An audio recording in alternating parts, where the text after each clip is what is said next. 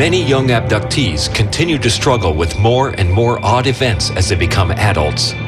In 2003, Karina Sables was driving with a girlfriend when they saw an odd green sphere in the sky. Then she saw something even stranger across the road. I saw these 5 sets of eyes standing there, and my first thought was, oh my God, it's cougars. And then once reality checked in, I noticed that, you know, the eyes were too far off the ground, and the eyes were much too large and shaped different. I tried to scream at her, and it's like my voice wouldn't come out. Eventually fleeing the scene, the women made a startling discovery. According to their clock, more than an hour had passed in what seemed like just minutes.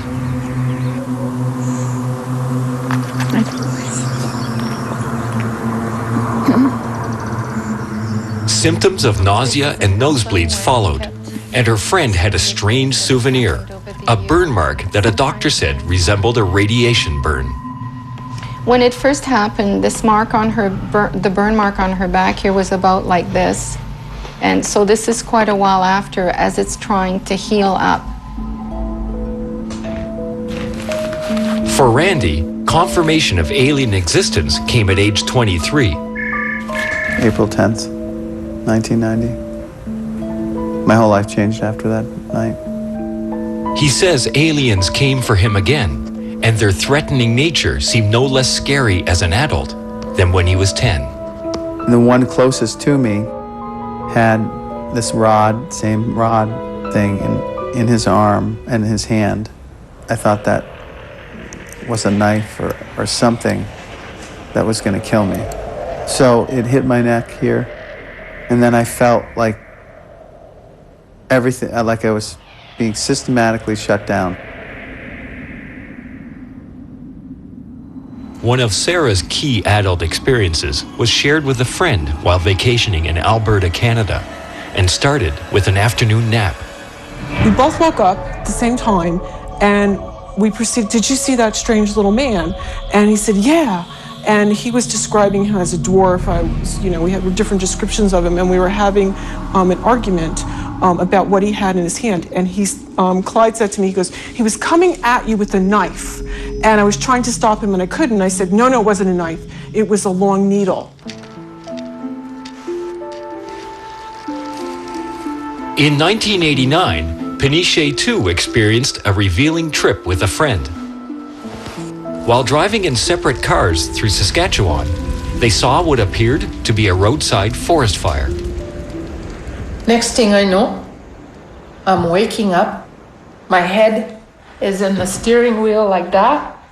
I'm waking up from a deep sleep. And I look, and it's starting to be dawn. It's starting to get light. And I look around, and I notice the field where the fire was, there was no fire. There was no burnt grass, no burnt trees, no nothing.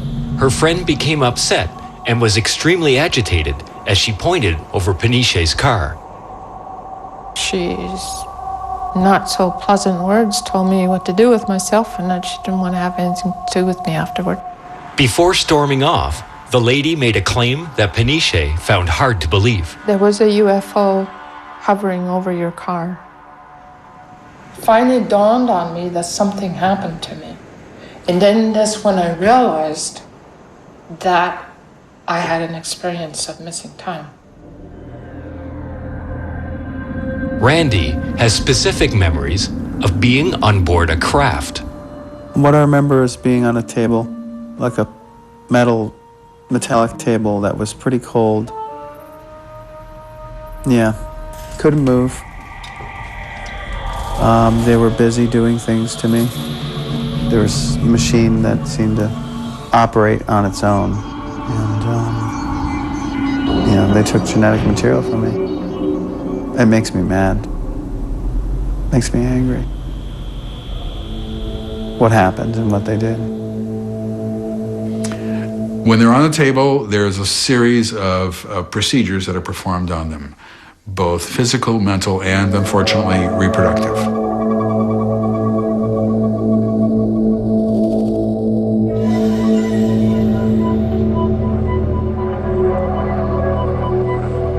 It's really difficult to have to remember this particular situation because I can actually feel the sensations of being looked at. The eyes being looked at, the nose, your vessels, the cavities in your nose are being searched, and your mouth is being probed, and your mouth is pushed down like this, and it's like something being stuck in your throat. It wasn't until a few years later, while attending a presentation about UFOs, when things began to make sense. And I stood up when I saw this photo in the middle of the hall. And I pointed at the photo and I said, are humans taken aboard these things? And she turned around and looked at me and she said, yes. And I just blurted out, I was aboard one of those things. For Karina as well, it took a long time before she believed that she was being abducted by aliens. I was thinking I was going crazy. I was thinking I had bad nightmares, vivid nightmares. I didn't know what to think. Then one summer night, while sitting outside with a friend, she saw a boomerang-shaped ship the size of a football field overhead. While her friend ran inside for cover, Karina was determined to stay. I only stood there for maybe 2 or 3 minutes, if that, and then I watched it just disappear. It was there and then it wasn't.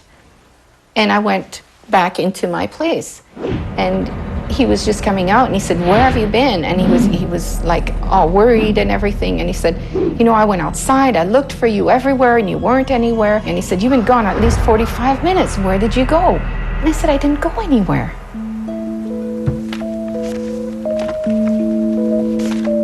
I had to get in touch with somebody, and I called information under UFOs, and I finally got in touch with the Center for UFO Research in Alexandria, Virginia. I'll never forget the conversation. He called me back, and he said a couple things to me that just made me go, oh my God, he knows what I'm talking about. Karina contacted UFO BC and was told there had been 32 calls about the same UFO.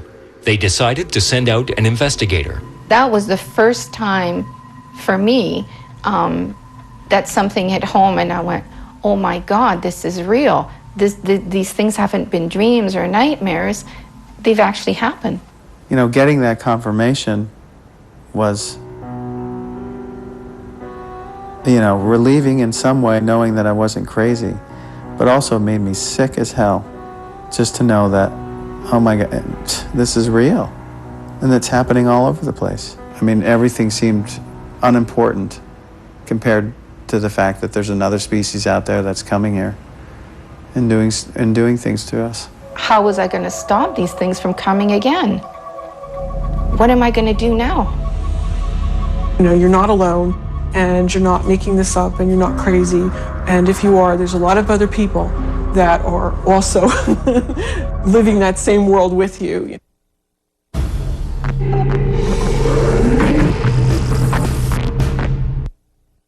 Put the power of the Oral-B experts in your hands. New Oral-B Triumph with Smart Guide. Its wireless monitor helps you brush better. Its floss action head cleans deep to help reverse gingivitis. Put their power behind your smile. Oral-B Triumph with Smart Guide. Oh my God, how long has it been?